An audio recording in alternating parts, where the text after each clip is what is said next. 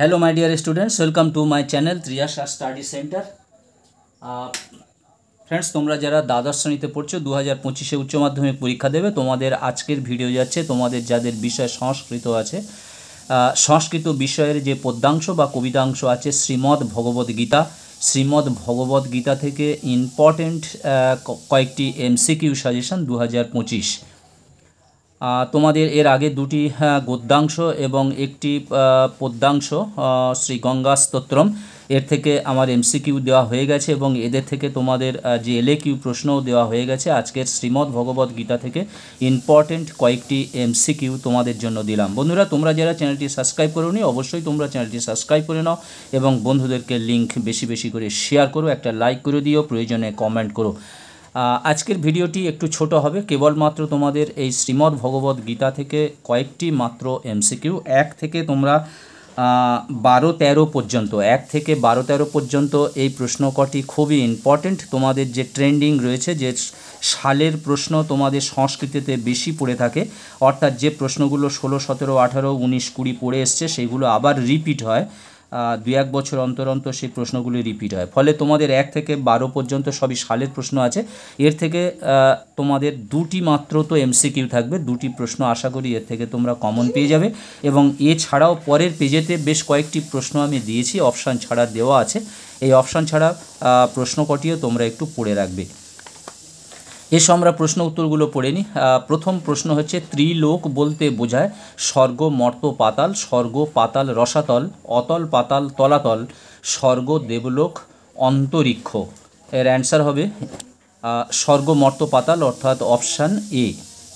অধিকাংশ পণ্ডিত মনে করেন গীতা কোন গ্রন্থের অংশ? মহাভারত প্রক্ষিপ্ত, মহাভারতের অবিচ্ছেদ্য অংশ, ভাগবতের অংশ এবং হরিবংশের অংশ। অ্যান্সার হবে মহাভারতের অবিচ্ছেদ্য অংশ। নিয়ত কর্ম বলতে কি বোঝানো হয়েছে? নিষ্কাম কর্ম, পাপ কর্ম, নিত্যকর্ম না কর্মহীনতা? অ্যান্সার হবে নিষ্কাম কর্ম, অর্থাৎ অপশান এ। বর্ত এব চ কর্মণি উদ্ধৃত অংশে উদ্দিষ্ট ব্যক্তিকে? ভীষ্ম, কৃষ্ণ, অর্জুন, দ্রোণ। অ্যান্সার হবে কৃষ্ণ। তারপরে 5 দাগের প্রশ্ন, কাম ও ক্রোধ কোথা থেকে উৎপন্ন হয়?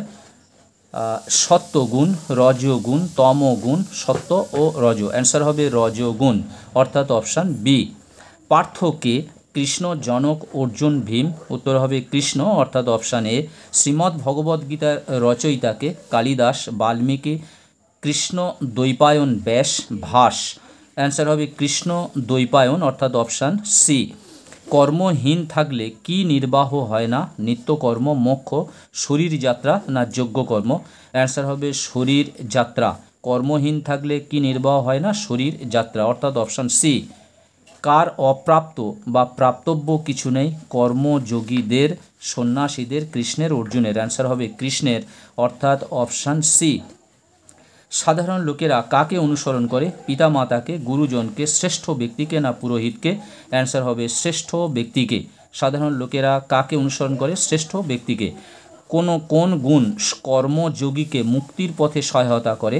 অনসূয়া, অনসূয়া, অর্থাৎ অপশান, এখানে অপশান দেওয়া নেই, এখানে জাস্ট অ্যান্সারটা আমি তোমাদের দিয়ে দিয়েছি, অনসূয়া। প্রকৃতিজাত গুণ হলো 3টি, প্রকৃতিজাত গুণ হলো 3টি। পরের প্রশ্ন, অথ কেন প্রযুক্ত বয়ম পাপমাচরতি পুরুষ?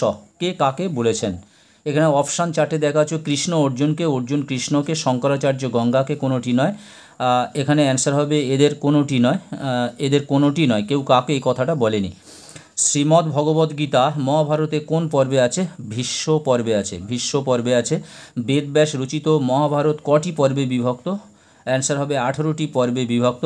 শ্রীমদ্ ভগবদ গীতার প্রথম অধ্যায়ের নাম কি? অর্জুন বিষাদ যোগ। প্রথম পর্বের নাম হলো অর্জুন বিষাদ যোগ। চক্ষু কোন ইন্দ্রিয়ের অন্তর্গত? জ্ঞানেন্দ্রিয়র অন্তর্গত। কর্মেন্দ্রিয় কোনটি? পা। কর্মেন্দ্রিয় হলো পা। গীতা গ্রন্থে যোগ শব্দের অর্থ কি? যোগ শব্দের অর্থ হলো যুক্ত করা। শ্রেষ্ঠকে? কর্মযোগী।